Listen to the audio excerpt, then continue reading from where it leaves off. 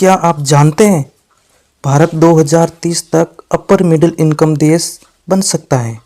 भारत है जो upper middle income वाला देश बन सकता है। अब लेकिन सवाल ये आता है कि क्या आपकी जेब भी उतनी मजबूत हो रही है जितना देश मजबूत हो रहा है, या ये एसबीआई ने जो भी रिपोर्ट निकाली है एक सिर्फ कागजी आंकड़ा है। तो नमस्कार, मैं हूं प्रकाश वैष्णव और आज हम बात करेंगे एसबीआई की उस रिपोर्ट की जिसमें कहा गया है कि भारत 2030 तक अपर मिडिल इनकम देश बन सकता है। आज इस वीडियो में हम बिना झूठी तारीफ के इस खबर का रियल एनालिसिस करेंगे। तो चलिए शुरू करते हैं। अखबार में और न्यूज़ चल रही है कि भारत 2030 तक अपर मिडिल इनकम वाला देश बन जाएगा। इसकी मुख्य बातें क्या है, ये एसबीआई की रिपोर्ट में ये बताया गया है और 2030 तक भारत की इस रिपोर्ट में कहा गया है कि $4,000 प्रति व्यक्ति आय हो जाएगी और 2047 तक भारत हाई इनकम देश में शामिल हो जाएगा। एसबीआई रिपोर्ट के मुताबिक 2030 तक भारत की प्रति व्यक्ति आय लगभग $4,000 हो सकती है और 2047 तक भारत का लक्ष्य है कि हाई इनकम देश बनाना। अब यहाँ थोड़ा ध्यान से देखिएगा। विश्व बैंक के अनुसार अपर मिडिल इनकम देश बनने के लिए कम से कम 4,466 अपर मिडिल बनने वाले के लिए $4,466 की आवश्यकता होती है अपर मिडिल बनने के लिए, और 2030 तक एसबीआई की रिपोर्ट में बताया कि $4,000 तक हम पहुंच जाएंगे। ऑफिशियली हम 4,466 के पास करीब में हैं, लेकिन हम उस कैटेगरी में नहीं आएंगे, लेकिन एसबीआई है कि इतना होप कर रहा है तो न्यूज़ थोड़ा एक्स्ट्रा पॉजिटिव टोन दे रहा है। अब समझते हैं कि पर कैपिटा इनकम का खेल क्या है। ये भारत की अभी पहले देख लेते हैं कि भारत की अभी जो वर्तमान की स्थिति है $2,600 पर कैपिटा इनकम है और 2030 तक लक्ष्य है $4,000 का, और सीमा है अपर मिडिल इनकम की 4,466। अब ये पर कैपिटा इनकम वाला क्या खेल है। पर कैपिटा इनकम का मतलब होता है देश की कुल कमाई बांटी जाती है पूरी आबादी में, यानी देश ने मान लो 100 रुपये कमाए हैं तो पूरे लोगों में बांट जाएगा। लेकिन हकीकत यह है भारत में कि देश के टॉप 10% लोग बहुत तेज अमीर हो रहे हैं, बहुत तेज गति से, और भारत के नीचे से 50% लोग हैं इनकी ग्रोथ बहुत स्लो है। इसलिए औसत बढ़ता दिख रहा है लेकिन आम आदमी की लाइफ नहीं बदल रही।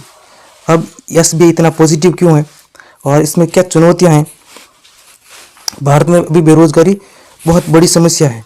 बेरोजगारी अभी 4.7% है, लेकिन आबादी के मुकाबले देखा जाए तो ये बहुत बड़ी संख्या होती है, और भारत का लगभग 80% लोग असंगठित क्षेत्र में काम करता है, सेक्टर में काम करता है, यानी 80% लोग को नौकरियां नहीं है, बस वही दिहाड़ी का कोई कुछ काम कर रहा है।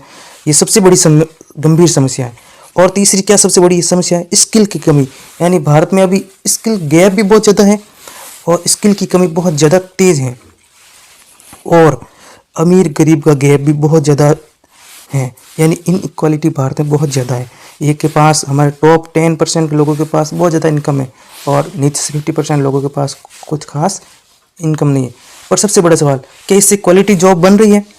ये जो 2030 तक अपर मिडिल इनकम में आ जाएंगे, क्योंकि ये अगर ग्रोथ होगी लेकिन नौकरी नहीं बनेगी तो उससे जॉबलेस ग्रोथ, और ये किसी भी देश के लिए बहुत खतरनाक होती है।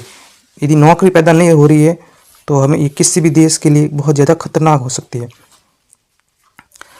अब 2047 का सपना ये कितना रियल है। 2047 का सपना ये कितना रियल है।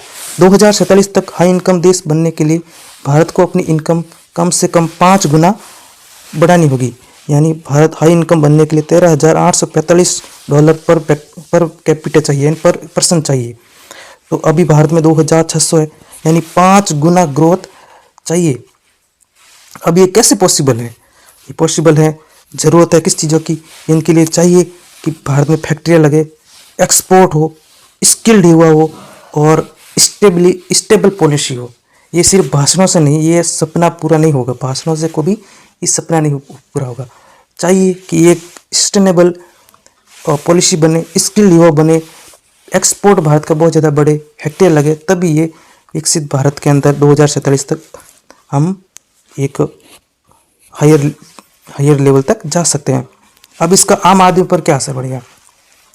अगर ग्रोथ सही दिशा में हो तो नौकरियां बढ़ेगी। 100% अगर दिशा है तो हमारी सही है तो 100% नौकरियां बढ़ेगी, सैलरी भी बढ़ेगी, स्कूल बेहतर, अस्पताल मिलेंगे। लेकिन अगर नहीं हुई ऐसी चीज़ें तो महंगाई बढ़ेगी, खर्च बढ़ेगा और अमीर गरीब के बीच का गैप भी बहुत ज़्यादा बढ़ेगा, असमानता भी बहुत ज़्यादा बढ़ जाएगी। लेकिन ऐसा नहीं हुआ, असमानता बहुत ज़्यादा बढ़ सकती है, इससे महंगाई भी बहुत ज़्यादा बढ़ सकती है और खर्च भी बहुत ज़्यादा बढ़ सकता है। याद रखिए आंकड़े सुधरना और ज़िंदगी सुधरना दो अलग अलग चीज़ होती है। हमेशा ध्यान रखना कि आंकड़े सुधर लिए, रिपोर्ट में सुधार दिए जाते हैं, लेकिन हालात सुधरना, ज़िंदगी सुधारना दोनों अलग अलग चीज़ें होती हैं। तो दोस्तों, सफलता तभी है जब क्वालिटी जॉब मिले, ग्रामीण विकास हो और शिक्षा और स्वास्थ्य सुधार होगा। अब मैं सभी दर्शकों से सवाल करना चाहता हूँ कि और आपको अच्छे से जवाब देना सोच समझ कर। क्या आपकी सैलरी, महंगाई, आपकी जो सैलरी है जो पर मंथ में आती है, जो सैलरी करते हैं, वो जितनी महंगाई बढ़ रही है उतनी ही हमारी सैलरी बढ़ रही है? ये आप ध्यान से सोचकर कमेंट में ज़रूर बताना कि हमारे ऐसा कोई क्या हो रहा है। तो धन्यवाद दोस्तों, हमारे वीडियो देखने के लिए। लाइक, शेयर और सब्सक्राइब करें हमारे इस YouTube चैनल पर। Thank you.